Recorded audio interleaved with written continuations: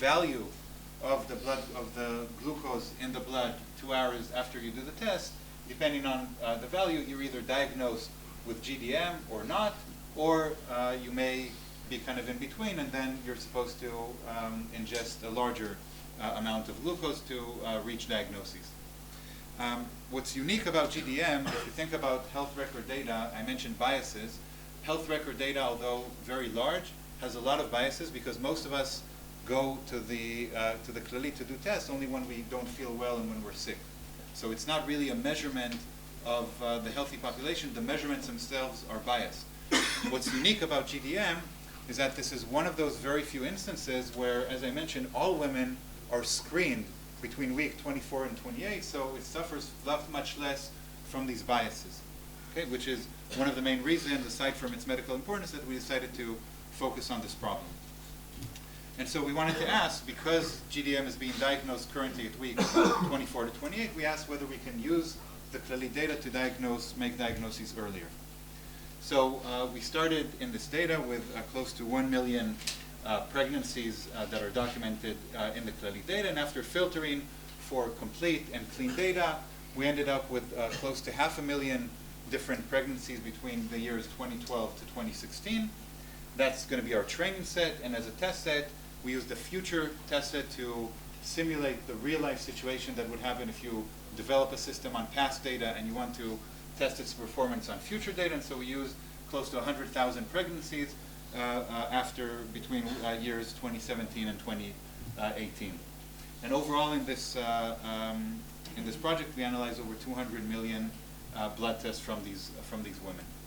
So using these data, I showed you before some of the tracks, so we can extract multiple different features, basic features like age, weight, height, family history, information collected during pregnancy, like the various measurements that are done, medical history and lab tests, and we take all of these features and we can also do some feature engineering to produce features that describe how these features evolve over time, and we end up with over 2,000 different features. You can use your favorite machine learning algorithm. We used gradient boosting decision trees here to arrive at a risk score for GDM, and the model performs quite well. This is a AUC curve looking at the ability to classify GDM. The baseline that you see here, the 0.69, is that questionnaire baseline that I mentioned by the NIH, and you can see that we do much better. If we look at a precision recall graph, it's also doing better, but what's interesting is that if you look at the top predictions of the model, so the women that the model screens as having the highest risk, these women in the data, actually over 50% of them eventually do develop GDM. And this is compared to a baseline of only 4%. And the reason why this is important is because this now can be used to test effectively different interventions, because we can use this algorithm to screen and identify women who are at high risk, and we know that over 50% of these women will eventually develop GDM. So if we test some nutritional or other lifestyle or other types of interventions on them, the test will be very effective compared to just selecting any pregnant woman where the probability that she'll develop GDM is only 4%.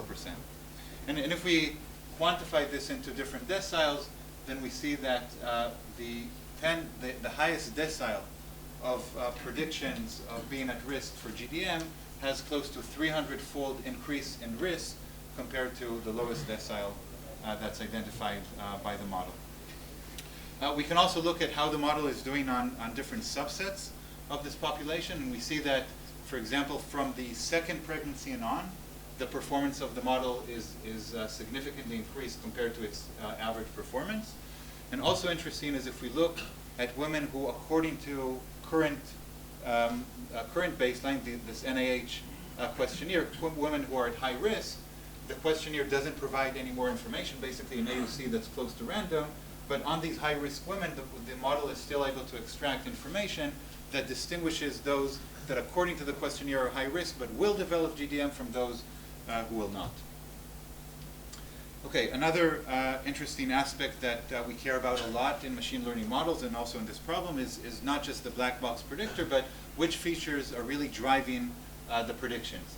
And I don't have time to go into the details, but we've been using a very nice and quite recently developed feature attribution framework called SHAP, where the idea is that it really provides a computation that tells you what is the contribution of each feature in the model for arriving at the prediction. So if you start from a prediction which is to predict just the average behavior in your data, and you arrive at some prediction using all the features that the model uses, this SHAP analysis can really break it down for you and tell you every feature in the model, what is the relative contribution that, the marginal contribution considering all other factors into account, what is the contribution of that particular feature to the final prediction. So yeah, it basically tells you how you got from here to there, from the baseline to the prediction using all the features. So we can use it to analyze the contribution of different features. And another nice aspect of this is that you can actually add up linearly the contributions by the SHAP to every feature, so that you can group together features of a certain type and ask what is their contribution to the model. So when we do that here, we see that features coming from previous pregnancy have the highest contribution. Specifically, the value of the glucose tolerance test in the previous pregnancy confers a huge increase in relative risk. This is according to what the model thinks. And it's really using the actual value, which is not currently used in medical practice, for driving these predictions. Then come the various lab tests that the women do confer increased power, the medical history, some basic measures like BMI, and basically this provides a breakdown, and it tells you which features are really conferring more risk. And so finally, another question that we wanted to ask is how early can we predict GDM? So when we looked at this feature attribution that we found, we saw that actually a lot of the features that the model is using are actually available to us even before pregnancy. Okay, so some of the features are collected during pregnancy, but many are available before. And so we wanted to ask what would happen if we develop a model using only the features available to us before pregnancy. So these are predictions basically from week 0, so this is before pregnancy. And we see that the model achieves almost the same performance as when integrating features from pregnancy, which is very nice because it increases the utility of the model. We can actually give the risk to the women even before pregnancy. And finally, also using the feature attribution framework, we asked whether we can reduce the set of features from 2,000 to a much more condensed set, and even a condensed set that can be specifically answered just by questionnaires. And you can imagine this being deployed as an app. So we came up with 9 different questions that women can answer, some having to do with information from previous pregnancy, current medical conditions, some family history and diabetes in the family. And by answering these questions, we can see that we can arrive at a predictor that does deteriorate a bit in performance, but it's still performing much well than the gold standard. And it's also identifying women at very high risk that can be prioritized for interventions, and this can be based using only on information that can be provided by an app. So quickly summarizing this part, I showed you that using EHR data, we can derive a accurate predictor for GDM that can work even before gestation. The predictions can be made with only a small reduction in accuracy based only on answering a few simple questions, and the model identified several previously uncharacterized risk factors for GDM. And I mentioned that this can be used to prioritize women that are at high risk for interventions, but equally, I didn't show this, but equally we found that this model can also be used to avoid unnecessary tests. Right now, all the population is being screened, and we can in advance identify women who are at very low risk and essentially almost have 0 probability of developing GDM, and we can save the healthcare system, and we can save the women performing this GTT during pregnancy. Okay, so this was what we would call kind of a project on more the macro level, so looking at, not looking at a lot of molecular data, right? This was mainly based on just simple blood tests and information in medical records. I want to tell you briefly now about a project that we did that has to do more with the molecular level, and this project has to do with small molecules that circulate in our bloodstream. There's a massive amount of such small molecules, and obviously these molecules have a huge impact on our health. And so in this project we wanted to ask a very basic question, which is what determines levels of these small molecules, small metabolites in our bloodstream. And the reason why this project may be important is because many of the small molecules are actually molecules that are known to have an impact and even have a causal role in disease. For example, LDL cholesterol, we know that high levels of LDL cholesterol can cause heart disease and heart attack. So if we identify small molecules that are known to be involved in disease, then the next thing that we'll want to do is we'll want to intervene and modulate and change the levels of these metabolites.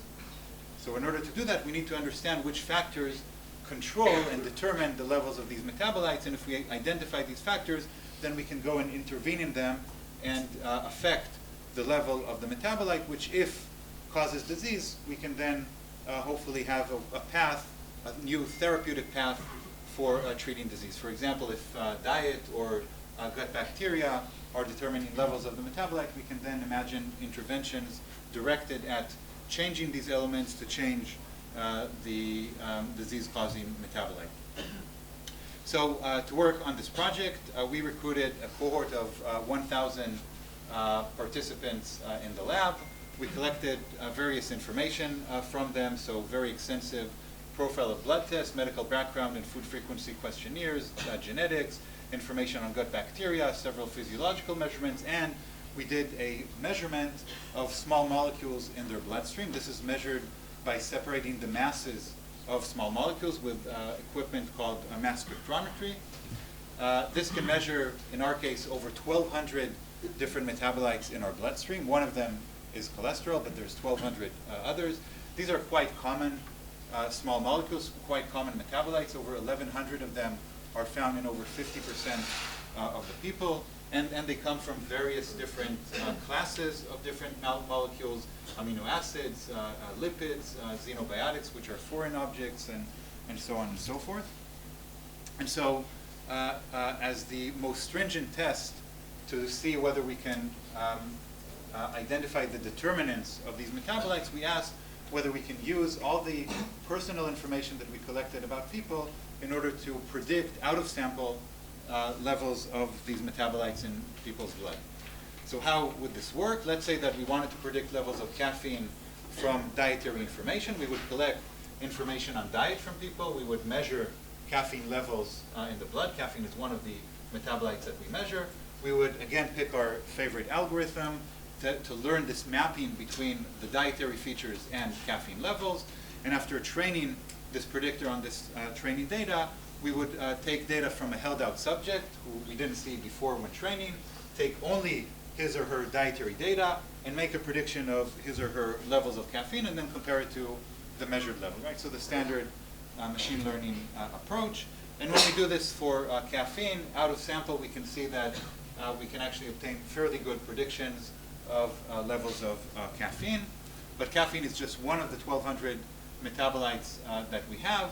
And diet is only one of the types of input features. So what we did was to look at all the different inputs that we had, so age, sex, anthropometrics, time of day, microbiome, diet, and so on, and to look at every one of the metabolites, and for each of them, try to develop an algorithm that predicts, using only that type of data, the levels of these metabolites. So overall, over 13,000 different machine learning predictors. The predictor for caffeine that I showed you being one of them. So what we found is that for over 90% of all the metabolites that we measured, we could obtain significant predictions, so predictions that out of sample explain a significant amount of the variability from at least one of these different input features. So many of these metabolites we now have at least correlative explanations for. We can ask which of the different features that we used as input is providing the largest amount of explained variance, and number one comes diet. So what you eat is the largest determinant of metabolites that are in your bloodstream. But in second place, information from the gut bacteria was driving also the levels of hundreds of different metabolites. And what was interesting is that there was very little overlap in the metabolites that are explained by each of these different components, which we can also assess by doing an enrichment analysis of the types of metabolites that are best explained by each feature. So we see that perhaps as expected, diet is best at explaining xenobiotic metabolites. So these are metabolites that are not produced endogenously by our body, but that we take from the outside, which makes sense that diet would explain them. Interestingly, gut bacteria was best at explaining what we call unknown compounds. These are compounds that we can measure them by mass, so we know that it's a real molecule that we reproducibly measure across many people, but we actually have no idea about the chemical composition of the specific compound. And nevertheless, this compound could be very interesting, and in the future we will identify them. And microbiome was the only factor that could explain these features well.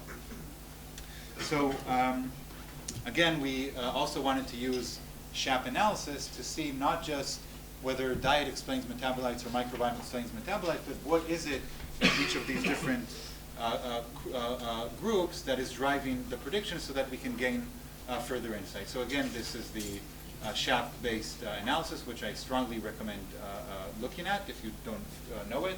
And this is a matrix of then different metabolites and different dietary features that are explaining and driving the predictions of each of these different metabolites.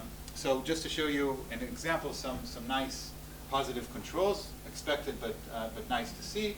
So here's going back to the prediction of caffeine. If we look at all the dietary features that are driving the predictions, the most informative feature is, as expected, self-reported consumption of coffee. Hard to see a bit here with the colors, but trust me, it really segregates between coffee drinkers having high levels of caffeine in the blood. This is obvious, but validates the integrity also of the data. And similarly, several other examples for either known biomarkers for citrus fruits or for fish that are whose predictions are driven by self-reported consumption of either oranges or fish. And for many other components, it was much less obvious, but because we see these data here, we can perhaps trust and further study now specific dietary components that are driving levels of specific metabolites. So we can do the same for gut bacteria. And here are some out-of-sample predictions of levels of certain metabolites in people's blood. And again, these are out-of-sample predictions. So using only microbiome data, the model was able for these metabolites to explain a very high level of the variance in these metabolites. And we can overlay the underlying features and now identify the specific bacteria that are driving these predictions. And the reason why, again, this is important is because if some of these metabolites are really drivers of disease, then perhaps now by modulating levels of these bacteria, in some cases giving maybe specific probiotics with these bacteria, or somehow targeting these bacteria, we can affect the levels of these metabolites and affect disease if these are metabolites causing disease. So very briefly, in the last 1 minute, I showed you so far associations, and the main question is whether these associations are also causal. So we did a proof of principle experiment to look at causality in the case of dietary intervention. So we looked at metabolites that, according to our model, were predicted to either increase or decrease by consumption of sourdough bread.